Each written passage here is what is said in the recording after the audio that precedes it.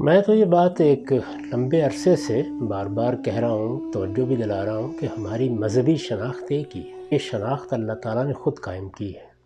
मेरी 10 शनाख्तें हो सकती हैं। मैं एक कौम से ताल्लुक़ रखता हूँ, मेरी एक बरादरी है। ये सब शनाख्तें दुनियावी शनाख्तें हैं, लेकिन मज़हबी शनाख्त एक ही है और एक ही होनी चाहिए। इसी को कुरान मजीद ने भी वाज़े किया कि इन्नद-दीन इंदल्लाहिल इस्लाम। मैं जब अल्लाह के दीन में दाखिल होता हूँ तो मेरा दीन इस्लाम है, मेरी शनाख्त मुसलमान है।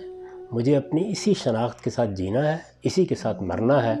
ला तमूतुन्ना इल्ला व अंतुम मुस्लिमून। अगर कोई शख्स आज मुसलमान हुआ है, पहले से मुसलमान है, मैं तो हर शख्स से यही कहूँगा कि जब उसके मज़हब का मामला हो तो उसे पूरे एतमाद के साथ अल्लाह का शुक्र अदा करते हुए यही बात कहनी चाहिए कि मैं अव्वल मुसलमान हूँ, मैं आखिर मुसलमान हूँ और यही मेरी शनाख्त है।